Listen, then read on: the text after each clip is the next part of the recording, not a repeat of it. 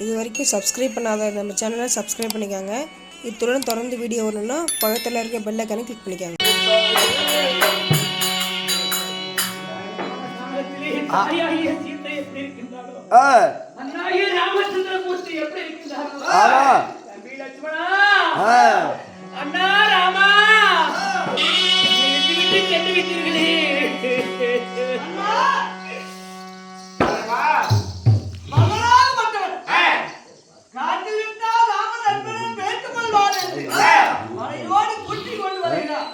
ஒரு வார்த்தை சொன்னால் போதும். பொறுமையாக உலகில் ராமபாணத்திற்கு சிறந்த பானம் எந்த பானமும் கிடையாது. அதனால வரக்கூடியவர் எதற்காக வருகிறார் என்று பொறுத்திருந்து நாம் பார்ப்போம். அரட்டும் அண்ணா, அரட்டும்.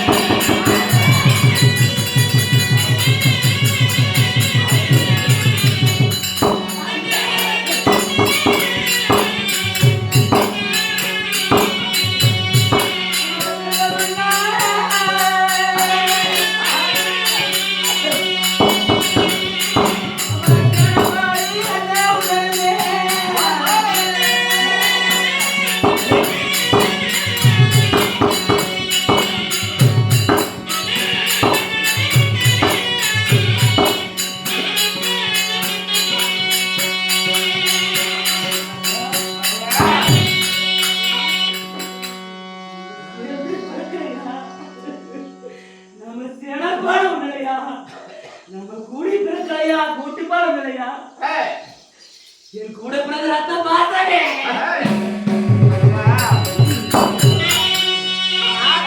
கூடிய அரசன் நீ, இந்த கடகத்திற்கு நீ வரலாமா?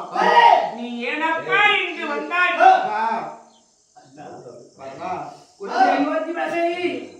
இந்த ராமச்சந்திர மூர்த்தியை வைத்து மகனாவை செய்யலாம் என்று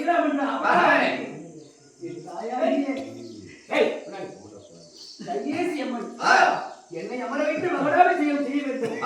என்னை அரண்யமான காணகம் ஓட்டிவிட்டேன் என்று சொன்னார். நீங்கள் அமரக்கூடிய சிம்மாசனத்திலே நான் அமர்ந்து ஆட்சி செய்யவே இடது மண்டலில் இருந்தாலும் நீ அமரக்கூடிய சிம்மாசனத்திலே உண்மை என்ன என்று நான் ஒருபோதும் நாம் அனைவரும் நாம் பிரித்து பார்த்ததில்லை. நாம் நால்வரும் நாம் ஒருவரை போலதான் நாம வாழ்ந்தோம். அதனால் தாயை நீ பிரித்து பார்க்க வேண்டாம் அப்பா. தாயார் உரைத்த பிரகாரம் நீ நாட்டை ஆண்டிரு. மக்கள் அனைவரும் காத்து கொண்டிருப்பார்கள் மன்னனை காணவில்லை என்று. நீ சீக்கிரம் புறப்படு வரலாம். அண்ணா, நான் சென்று நான் மகுடாபிஷேகம் செய்ய வேண்டும்.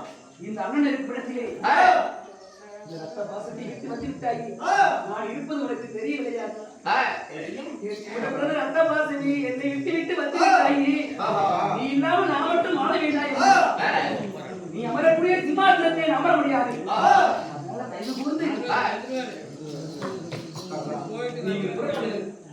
நான் உடனே எல்லோரும் சென்று உன்னை மகனாபிஷேகம் செய்ய வைக்கிறேன். நான் கொடுத்த வாக்கு தவறாதவர்கள் நாம சூரிய உல வேண்டும் தெரியாதா உனக்கு? ஒருபோதும் வார்த்தை உரைக்க மாட்டோம். 14 ஆண்டு காலம் முடித்து நாங்கள் வருகின்றோம். நீ புறப்படு. என் தாய் வார்த்தை கேட்டு நீ அரடிய மரணா மாத்த உண்மைதான்.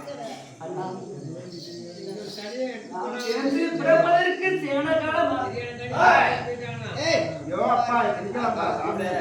சரியாப்பா கமனரப்பா. அவள் கூடி பிறப்பதற்கு கோடி காலம் ஆகும்.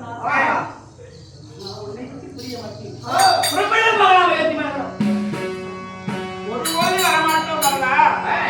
இதோ நாங்கள் காணக வந்து விட்டோம்.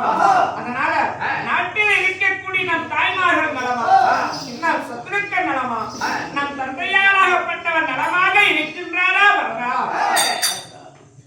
நம்முடைய தந்தையார் மாண்டு படுத்து விட்டார். ஐயோ!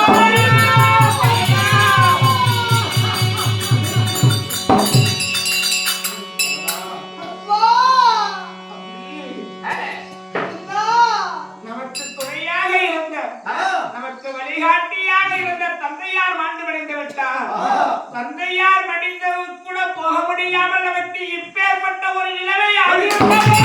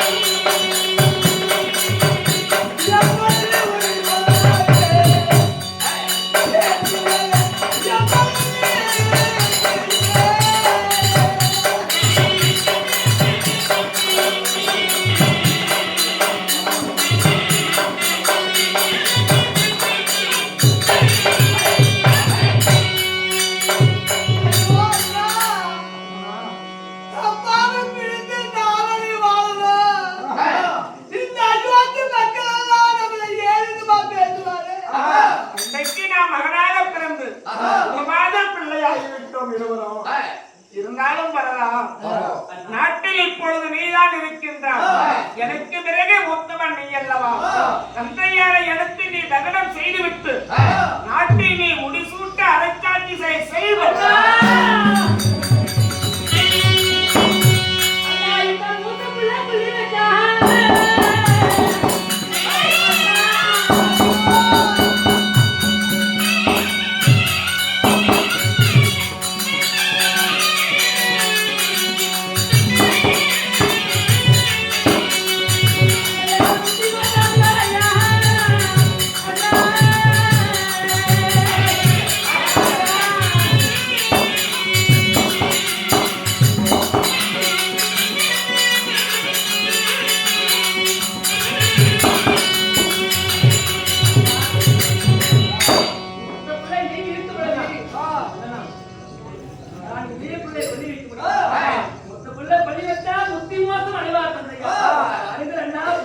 எத்தனை நீ எடுத்துரைத்தாலும் சரி ஒருபோது நாங்கள் வரமாட்டோம் இதே இந்த நாடகத்தில் நாங்கள் ஒவ்வொரு மடிந்தாலும் அடையுமோ தவிர நாங்கள் மதுகட நாங்கள் அயோத்திமா நகரம் வரமாட்டோம் 14 ஆண்டு காலம் முடிந்துதான் நாங்கள் வருவோம் இந்த அண்ணன் பேச்சை நீ மீற வேண்டாம் மரதா சீக்கிரமாக நீ சொல் எத்தனை முறை உரைத்தாலும் நான் வர முடியாது இருக்கிறாயா உண்மைதான் இது நாள் வரை கூட பிறந்த நாள் முதலாக உங்களை எதுவுமே கேட்டது உண்மைதான் ஒரே ஒரு வார்த்தை கேட்கிறேன் உனக்கு என்னப்பா வேணும் அண்ணா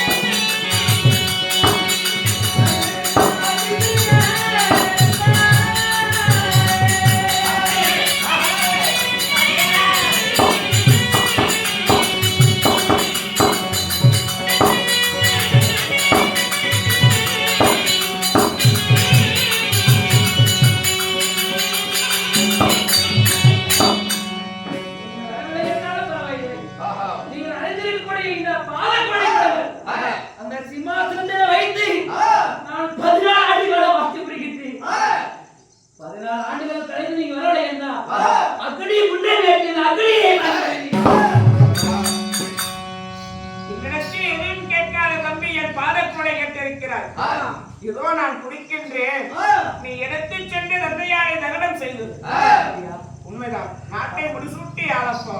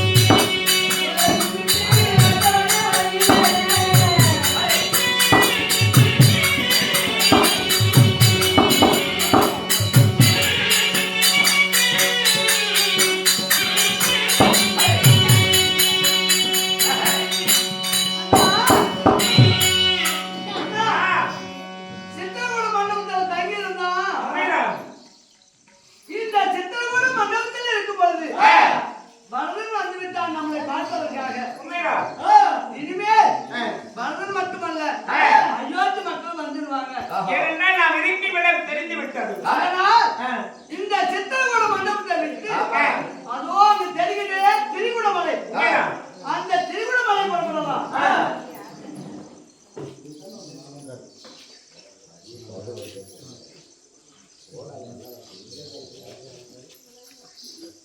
கேளும் செவியர்களே, இந்த பரதனாகப்பட்டவர் ஏன் அந்த பாதக்கூடவர் தலைமையில சுமக்கிறாரு? பரதனே நாட்டை ஆண்டிருக்கலாம், ஏன் அந்த பாதக்கூட வச்சு அவர் ஆட்சி செய்கிறாரு? ஏன் என்றால் முற்பிறவியில மகாவிஷ்ணுவாக இருக்கிறார். அது எம்பெருமா மாயவர். அப்ப அவர் அணியக்கூடியது பாதக்கூடு. இப்ப நாம அதை செருப்புன்னு சொல்றோம். இந்த அந்த பாதக்கூடாகப்பட்டது தினந்தோறும் பகவான் வெளியே விட்டு விட்டு உள்ள செல்வார்.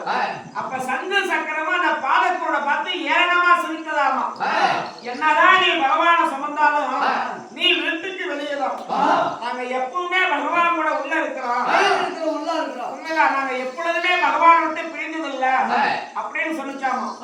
அதை கேட்டு கண்ணீர் விட்டு அழுகலாமா பாதக்கூட. அப்ப பகவான் ஏன் அழுகிறன்னு அந்த பாதக்கூட கேட்டாரா, சாமி உன்னை நான் எவ்வளவுதான் நான் கல்லு முழுவதும் வீட்டுல சுமந்தாலுமே வீட்டுக்கு வெளியேதான் விடுறீங்க, சங்கு சக்கரமும் எப்பொழுதும் உன்னுடன் இடைவெளியாம இருக்கிறாங்க அப்படின்னு சொல்லி என்னை ஏளனமா பேசுறாங்க, என்னை கேவலமாக நினைக்கிறான்னு சொல்லிச்சோம். அப்ப மகாவிஷ்ணு சொன்னாரா, அழக வேண்டாம் பாலக்குருளே, இப்பிறவி போகட்டும், அடுத்த பிறவியிலும் நான் மாநிலனாக நான் ஜனிப்பேன், அப்ப ராமச்சந்திர மூர்த்தியாக நான் பிறப்பேன். அப்ப என்னுடன் இருந்த இந்த சங்கு சக்கரமும் பரதன் சத்ருக்கனாக பிறப்பாங்க. உன்னை ஏழை பேசுகிறார் அல்லவா, அதே அந்த சங்கு சக்கரமாக இருக்கக்கூடிய பிறந்தார்களே பரத சத்ருக்கு, உன்னை சுமந்து சென்று தலை மீது சுமந்து சென்று 14 ஆண்டு காலம் ஆட்சியில் அமர வைத்து தினந்தோறும் உனக்கு பூஜை செய்து உனக்கு கீழே உட்கார்ந்துதான் இங்க ஆட்சி செய்வாங்க அப்படின்னு பகவான் சொன்னாராம். அப்ப முன்னால் சொன்னதுனால இந்நாள்ல இந்த யுகத்தில் அது நடக்குது. அப்பேற்பட்ட பரதனாகப்பட்டவர் பாதக்குருடாகப்பட்டதை தலை மீது சுமந்து கொண்டு வந்து 14 ஆண்டு காலமும் சூரியன் உதயமானவுடன் தினந்தோறும் அந்த பாதக்குருடுக்கு பூஜை செய்து அதற்கு கீழே அமர்ந்துதான் ஆட்சி செய்யலாம். நீங்க பெருமா கோயிலுக்கு போலாம், போன வரல பூசாரி மணிமகத்தை தலைமையில வைக்கிறார். அந்த மணிமகத்தை பாத்தீங்கன்னா ராமர் பாதைக்கு அதுல இருக்கும். ராமர் பாதம் பாவ விமோசனமா ராமா ராமா என்று சொன்னா நம்ம செய்த கர்மம் அன்னைக்கு திரும்ப ராமா ராமா என்று சொல்லி கொண்டிருந்தா நம்ம உயிராகப்பட்டது ராமர் பாதம் போய் சேர்ந்தோம். அதனால்தான் பெருமா கோயில் அந்த ராமர் பாதையை வைக்கிறாங்க. நம்ம அந்த பாதக்குருடாகப்பட்டதற்கு பரதனாகப்பட்டவர் பூஜை செய்கின்றார். இருவேளை ஜென்மம் எடுத்த பாவமாக இருந்தாலும் இந்த பூஜையில நீங்க 10, 5, 20, 50, 100 அதை போட்டு அந்த பாதக்குருடை தொட்டு கும்பிட்டு சென்றால் பாவம் அனைத்தும் விலகும். இப்ப பரதனாகப்பட்டவர் பூஜை செய்கின்றார்.